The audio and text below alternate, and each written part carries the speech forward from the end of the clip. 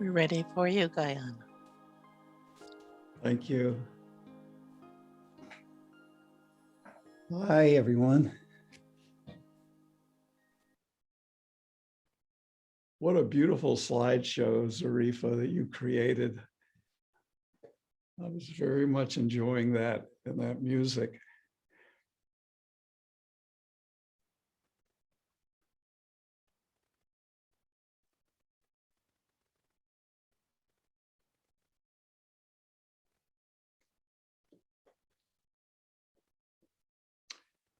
How are you?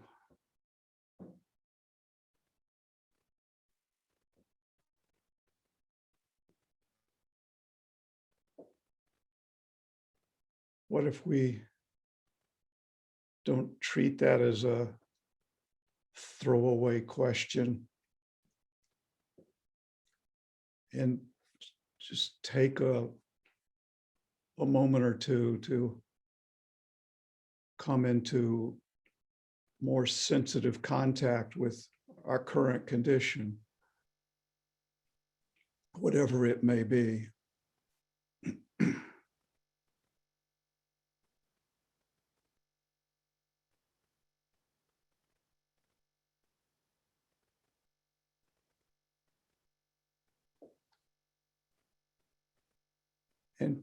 And treat this moment not so much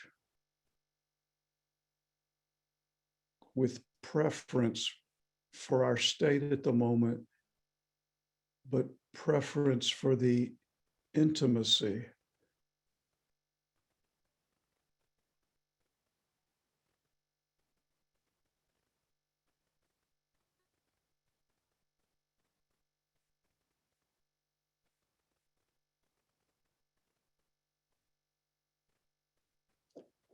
To the extent that we can feel this witnessing heart, we know that we're never alone.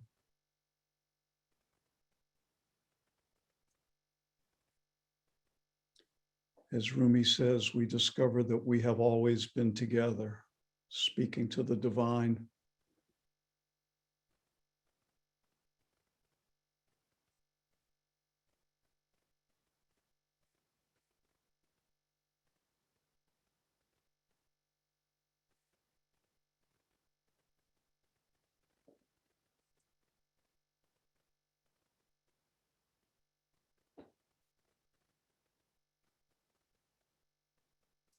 And when we gather, we're learning to sense, not as a theory, but as a felt sense, how we're all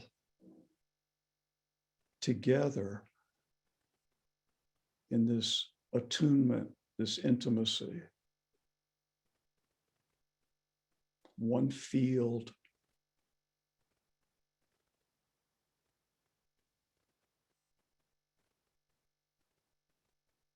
Of awake sensitivity.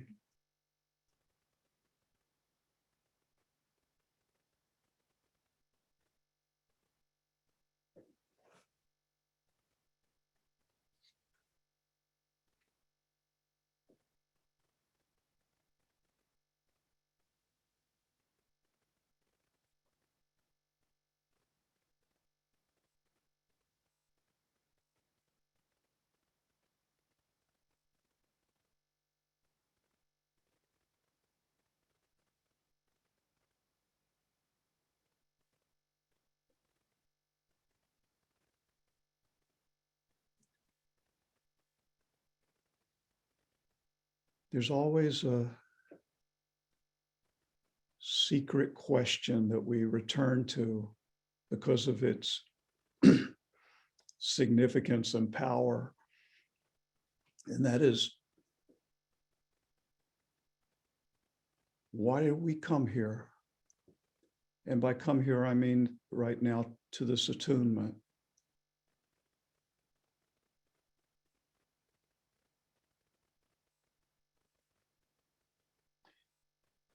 We land in this life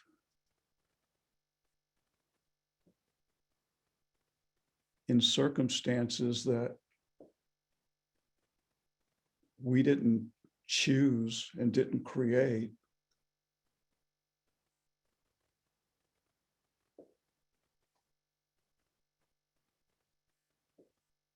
All of the joys and sorrows and beauty and darkness. It's quite mysterious, the context of our lives. The politics and the moonlight.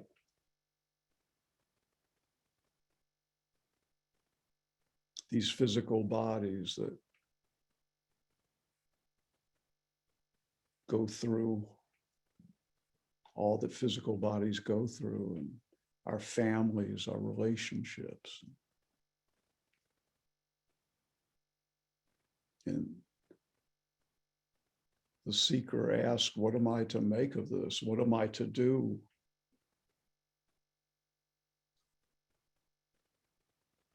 And yet this one secret question is like breadcrumbs. If we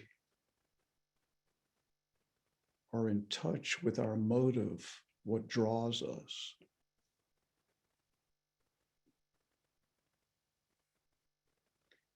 it's guidance, that we are here and there's guidance. Muinuddin Chisti, the great Sufi, says, let yourself be silently drawn by the strong pull of what you really love. It will not lead you astray. What a tip.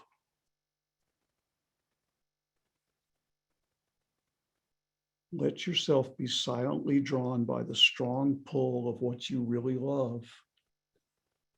It will not lead you astray.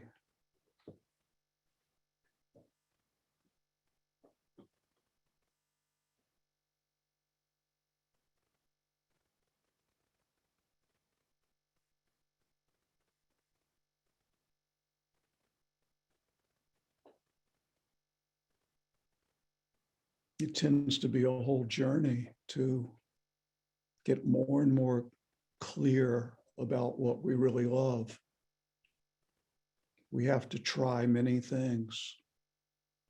We have to be disappointed.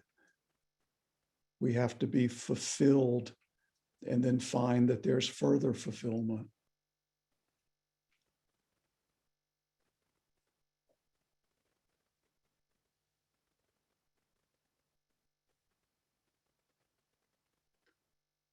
And through the course of our lives, inshallah, we get more and more clear of what we really love, the central attraction.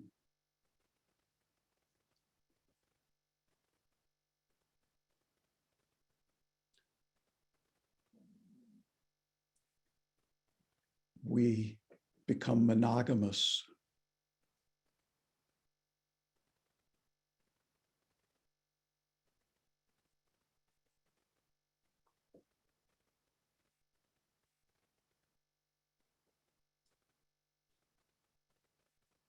So, why did you come here to this attunement?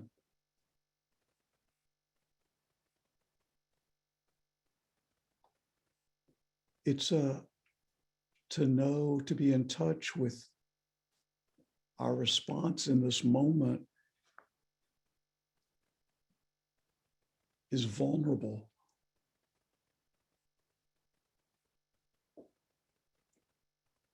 It asks vulnerability to be open to our longing, to be in touch with caring,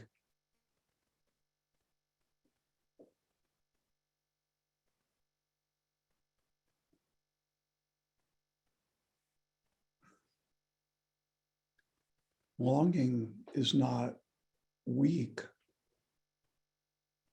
It's not deficient, or there's nothing wrong. It just means being in touch with that attraction, that pull, that are the breadcrumbs.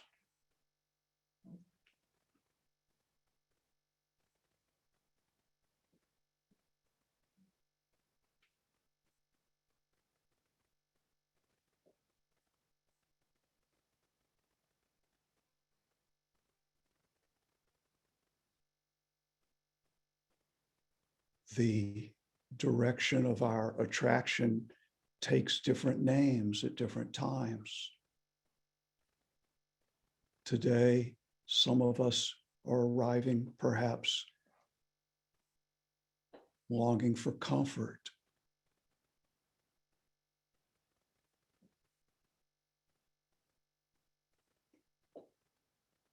A place to lay down our heads.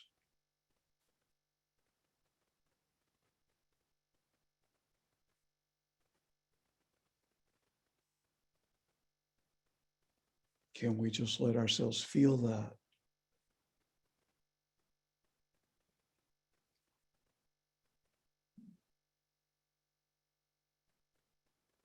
Some of us might be burning with the desire to know who we really are.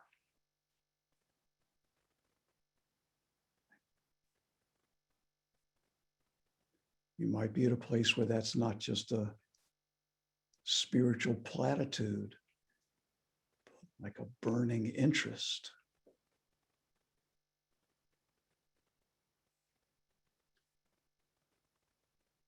For insight.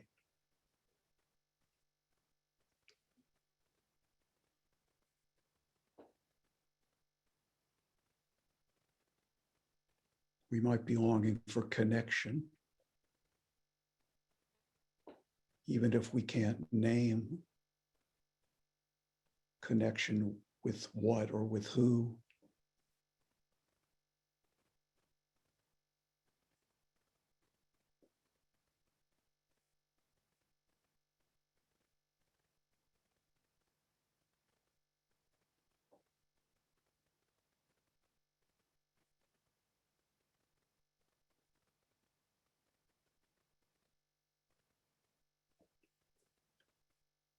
It's possible you're sitting here now not feeling any longing.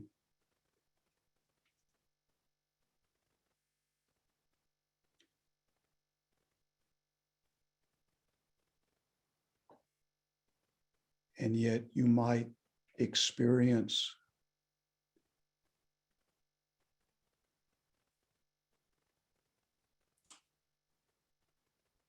the rightness of being in integrity, being authentic with your state as it is.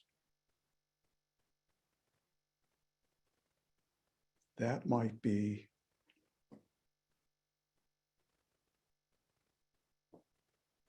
it.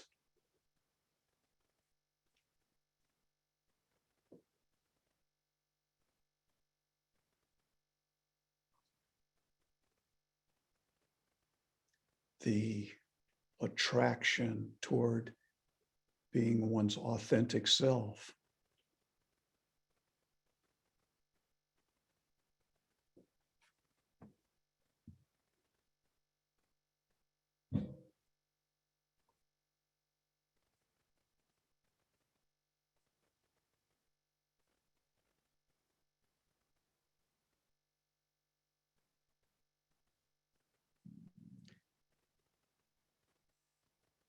What we have in common as travelers on the path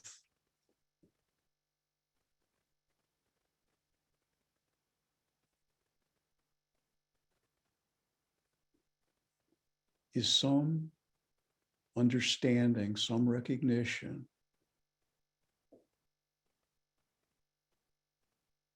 that the kingdom of heaven is within us. that that which we ultimately long for, that which satisfies,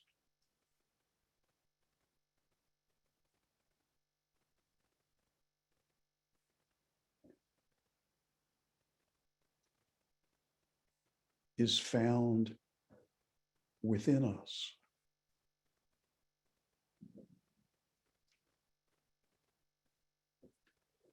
Most of the world is seeking that satisfaction, either consciously or unconsciously, through outer things.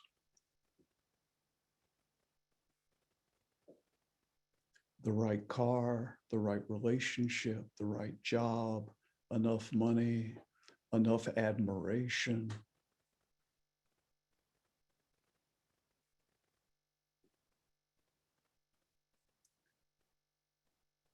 All the attractions and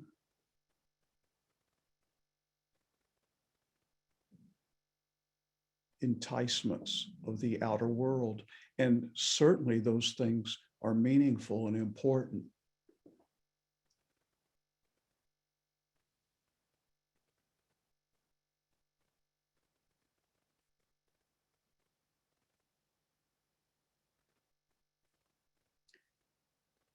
But people enter the path when they start to really sniff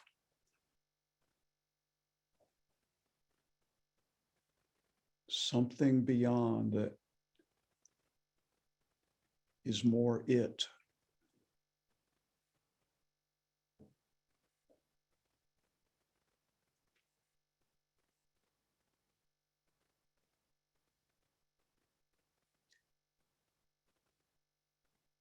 And one way of understanding that the kingdom of heaven is within us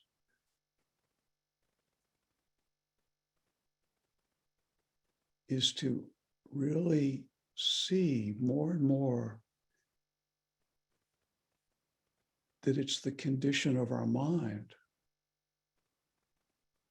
heart,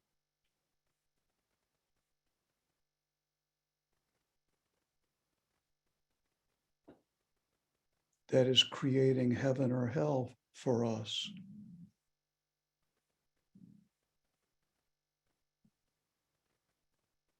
Mainly, obviously, outer conditions matter, but we all know we can be at a beautiful setting on the beach and be tortured by our minds. We read every day in the newspapers of people with billions of dollars and admired by millions of followers on their Twitter accounts who commit suicide.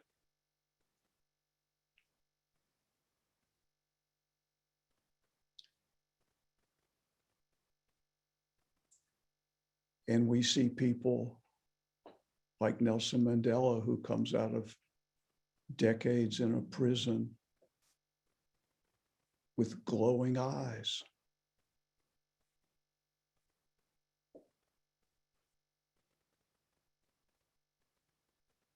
So we see that the kingdom of heaven is within us, the answer, the satisfaction,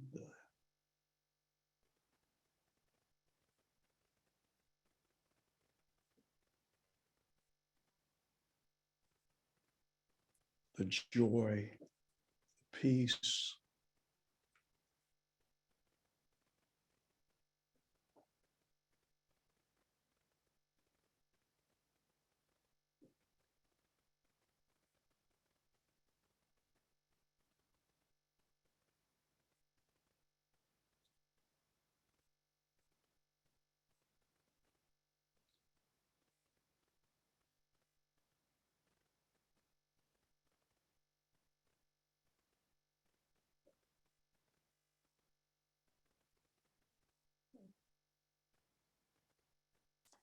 And we all know that once we turn toward our mind, once our mind heart becomes the object of our inquiry, of our gaze, that a certain struggle begins.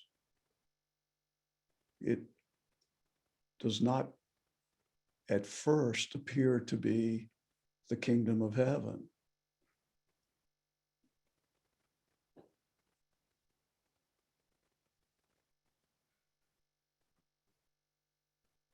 So we become students of the cultivation and the discovery.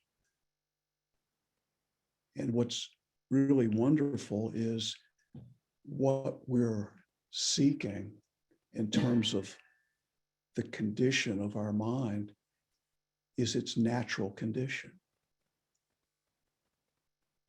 It's not something we have to manufacture.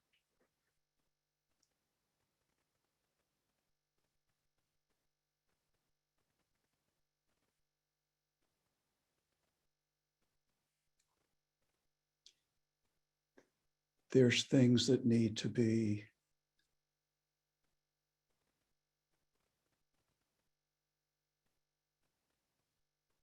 let go of, freed up,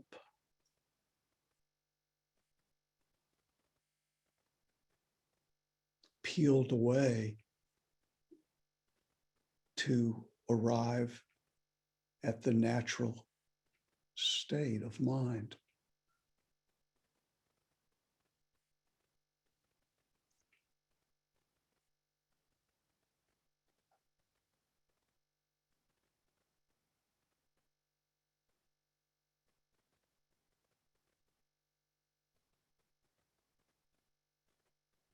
What's interesting to discover in this process is how attached we are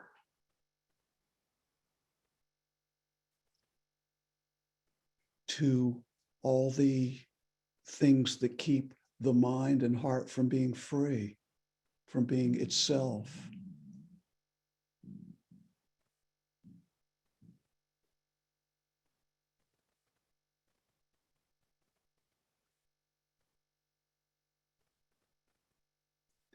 That in some ways,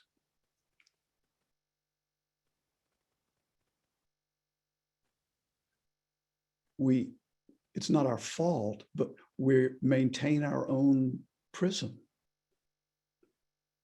through attachments.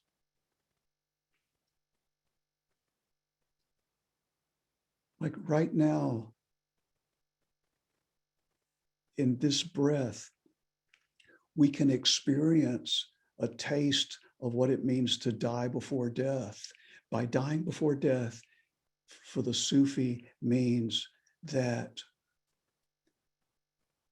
we, for just a moment, say goodbye to the concerns and the tether of the things of the world, all the things that we're attached to.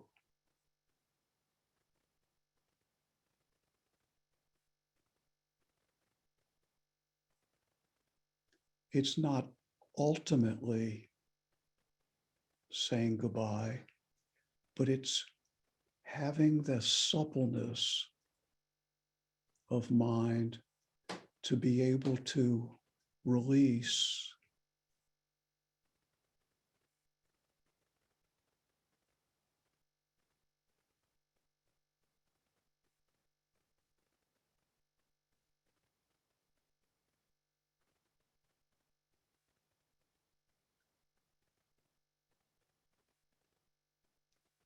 to, for just a moment, cut the anchor that holds us somewhere and the mind becomes spacious,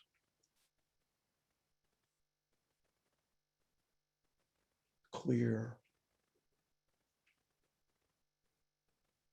free.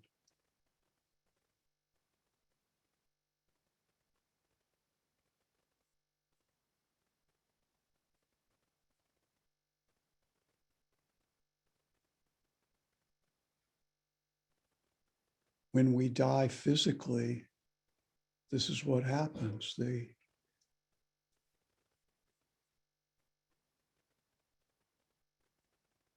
fact that we haven't called the phone company, or there's groceries to pick up, or that our sister-in-law is sick,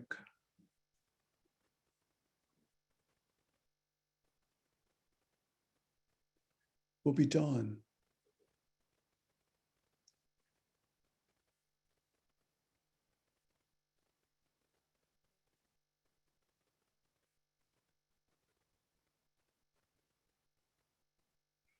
At a deeper level,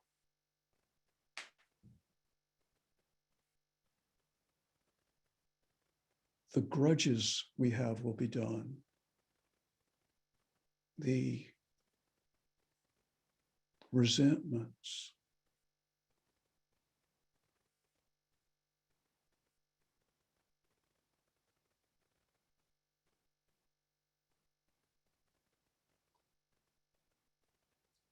the whole narrative that makes up the outer life, which is important. It's not that it's not meaningful, but there's another deeper strata of who we are, which abides in spacious freedom. And we seek to know that as a foundation, as a ground. And then, as we move into life, in our engagement in life,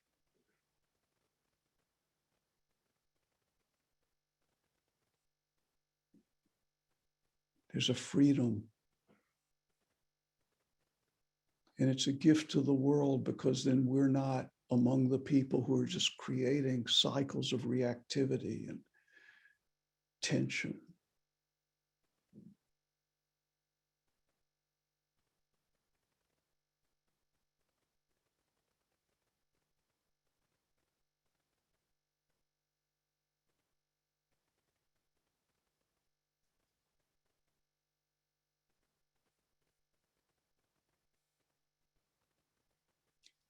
In the moment or two we have remaining, let's be together and touch into, if it's accessible to your awareness, the space aspect of your consciousness.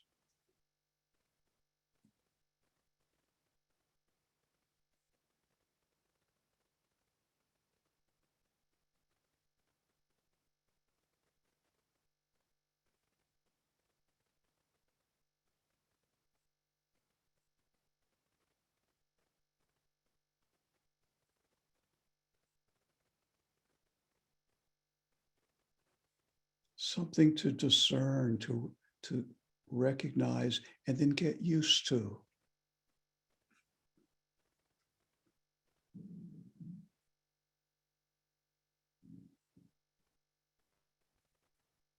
There's many other possibilities of mind and emotion and states of being, but this is one, and it's foundational. Clear mind.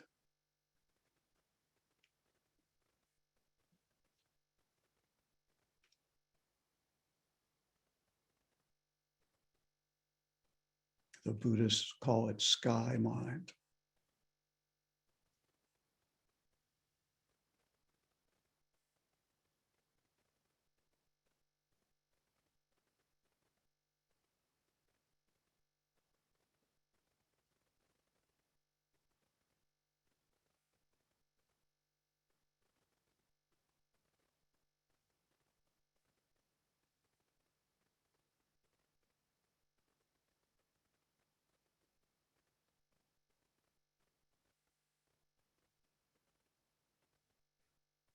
So may we all have a sense of permission in our hearts to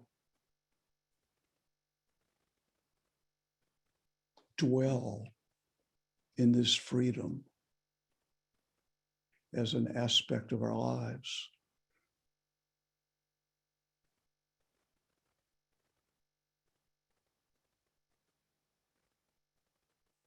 To have permission to be loyal to our eternal nature while living in the world.